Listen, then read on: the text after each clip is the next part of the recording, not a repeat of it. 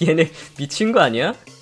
안녕하세요, 편안한 IT 리뷰 더신자입니다. 자, 오늘은 나싱의 새로운 이어폰 제품을 가져왔습니다. 바로 나싱 이어 2입니다. 제가 이전에 나싱 이어 1, 나싱 폰 1, 나싱 이어 스틱까지 다 보여드렸었죠. 이번에 새로 나온 제품, 이거 상당히 흥미로운 제품이고요. 역시 나싱이라고 해야 할지 재밌는 것들이 꽤 많이 포함되어 있으니까 여러분들도 재밌게 보실 수 있을 거예요. 일단 나싱 이어 1과 다르게 나싱 이어 2는 비슷하지만 완전히 다른 제품이 되었어요. 디자인은 비슷하다. 그런데 음질과 여러가지 기능들, 전용 나싱 X 앱의 완성도까지 완전히 달라졌습니다. 하나하나 보여드리도록 할게요. 나싱은 일단 언박싱하는 재미가 좀 있는 제품 중 하나잖아요. 이번에 박스가 나싱 이어 1과 거의 같으면서 크기가 작아졌습니다. 이때는 박스 위쪽을 둘러서 뜯는 방식이었는데 이번에는 박스 측면을 둘러서 뜯는 방식이 되었어요.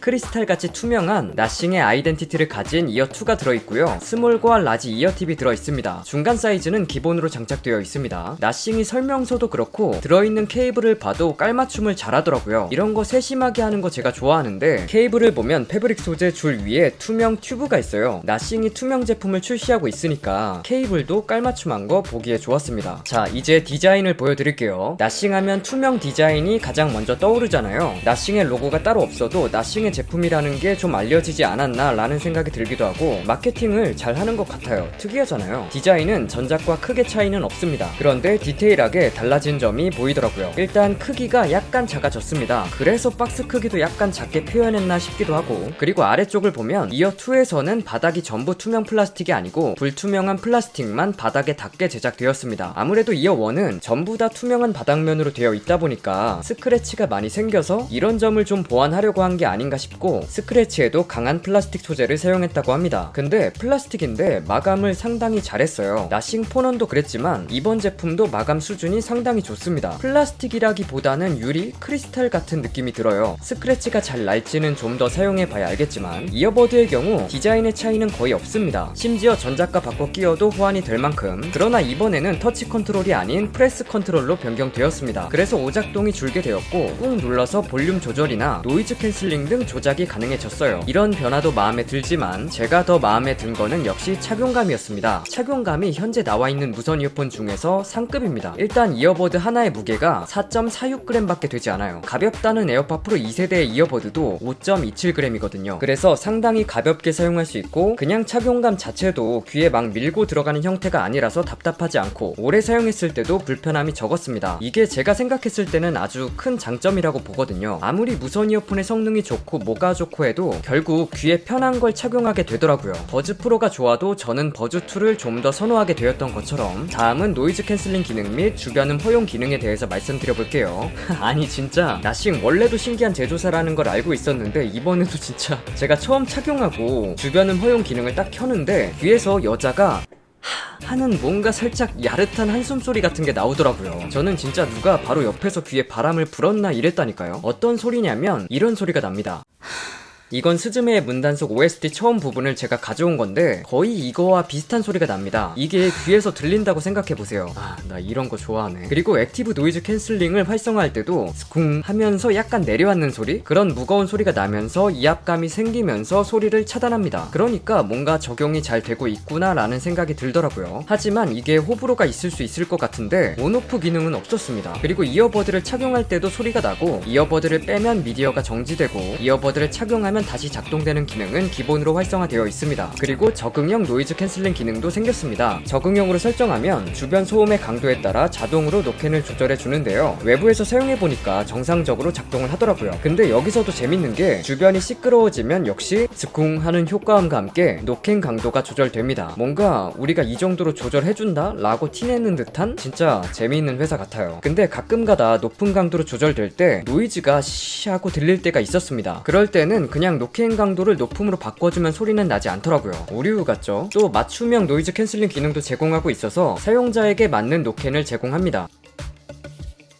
노캔을 사용해본 결과 지하철이나 버스의 반복적인 소음을 잘 걸러주었습니다. 다만 이런 반복되는 저음은 잘 걸러주긴 하는데 중음은 생각보다 잘 못 걸러줬어요. 에어팟 프로와 비교하면 당연히 가격대만큼의 차이가 있었습니다. 근데 윈드 노이즈는 노캔 높음으로 설정 시 잘 제어해 주더라고요. 주변음 허용 모드도 외부 소리를 자연스럽게 들려줬습니다. 아주 약간 강조된 듯한 소리가 들릴 때가 있는데 평소에는 거의 느끼지 못했고 내 목소리는 아주 살짝 기계음 같이 들렸습니다. 그것 말고는 외부에서 사용할 때 상당히 자연스러웠고 또 워낙 착용감이 좋으니까 그것과 시너지도 좋았습니다. 다음은 전용 앱 나싱 X 앱입니다. 앱의 완성도가 놀라울 정도로 좋아졌고 직관적으로 구성을 잘했습니다. 이건 보시면 공감하실 것 같아요. 일단 홈에서 배터리를 확인할 수 있고 노이즈 컨트롤에서 노캔, 주변음, 끔을 선택할 수 있고 노캔의 경우에도 높음, 중간, 낮음, 적응형까지 4가지 모드를 선택할 수 있었습니다. 그리고 컨트롤, 이번에 프레스 컨트롤이 가능한데 이것도 보면 이어버드 왼쪽, 오른쪽을 터치해서 직관적으로 커스텀이 가능했습니다. 2번 누르기, 3번 누르기도 있고 길게 누르기를 통해 노캔, 주변음, 끔 3가지 메뉴를 전부 다 자유롭게 조정하는 것을 제공하는 건 흔치 않거든요. 그리고 볼륨 조절도 크게, 작게 가능했습니다. 저는 길게 누르기는 노캔 전환으로 두고 2번 누른 후 길게 누르기에 볼륨 컨트롤을 할당했는데요. 1번 누르고 2번 눌렀을 때 길게 눌러주면 볼륨 크게, 작게 조절이 가능합니다. 누르고 있어도 빠르게 올라가지는 않고 약간의 텀을 두고 올라가니까 볼륨 조절도 편했어요. 에어팟 프로처럼 압력 조절이라 오작동도 적고 이퀄라이저도 직관적으로 보면서 조절할 수 있게 제공하고 기본적으로 밸런스드, 저음, 고음, 음성, 사용자 정의로 분류되어 있으나 밸런스드가 제일 좋은 설정이었어요. 물론 사용자 정의로 조정하셔서 개인에게 맞게 사용하시는 것도 가능합니다. 설정에 들어가 보면 말씀드린 인이어 감지, 맞춤형 노이즈 캔슬링 외에 게임을 위한 저지연 모드도 제공하고 있고요. 맞춤형 사운드라는 메뉴를 들어가면 의료기기의 인증을 받은 청음 테스트 기능을 제공합니다. 병원에서 봤던 그런 청력 테스트를 진행하는데 나의 가청 주파수를 찾아서 소리를 그것에 맞게 조정해 주는 거예요. 아무래도 또 나이에 따라 개인에 따라 들리는 음역대가 다르다 보니까 그런 것도 고려해서 조정을 해줍니다. 되게 세심하죠? 왜 이렇게 잘 해놨지? 라는 생각이 들었습니다. 또 이중 연결 멀티 포인트 기능도 제공하고 있었습니다. 이거 은근 제공하는 이어폰 많이 없는 거 아실 텐데 여기서 제공하더라고요. 제가 애플 제품에서 사용이 가능할까 테스트를 해봤는데요. 맥북에서 음악을 듣고 있는데 아이폰에 전화가 온다. 그러면 바로 맥북 음악이 멈추고 아이폰으로 이동되면서 블루투스를 전환하지 않아도 이어2로 바로 통화가 가능해집니다. 통화가 끝나면 다시 맥북으로 음악이 재생되면서 들을 수 있고요. 부드럽게 작동이 되어서 이것도 만족스러웠습니다. 이어팁이 귀에 잘 맞는지 핏 테스트 기능도 있고요. 이어버드를 찾을 수 있도록 소리를 내주는 기능도 있었습니다. 뭐랄까 귀뚜라미 같은 벌레 소리가 나더라고요. 다음은 음질입니다. 이 부분이 전작에 비해 정말 많이 바뀐 부분이 아닐까 싶은데요. 블루투스 5.3, 하이레즈 고해상도 음질 인증, SBC, AAC, LHDC 5.0 코덱을 지원하고 11.6mm 드라이버가 탑재되었습니다. 이어 1의 경우는 저음을 많이 강조했던 느낌이라면 이번 이어 2의 경우는 비슷하게 저음과 고음을 강조했지만 전체적으로 균형을 아주 잘 잡았고 부드러우면서도 재밌는 소리를 들려주고 있었습니다. 부드럽게 때려주는 저음이 만족스럽고 해상력도 아주 좋아졌고 찌르는 듯한 소리도 많이 줄었습니다. 다만 아직까지 고음역에서 살짝 찌르는 소리가 남아있었어요. 이번에 음질에 신경을 많이 썼다는 걸 정말 바로 느낄 수 있었어요. 통화 품질도 테스트해봤습니다. 나싱 이어 1과 나싱 이어 2를 비교해봤는데요. 나싱 이어 1부터 들려드릴게요.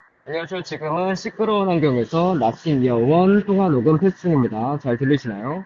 나싱 이어 2입니다. 안녕하세요. 지금은 시끄러운 환경에서 나싱 이어 2 통화 녹음 테스트 중입니다. 잘 들리시나요?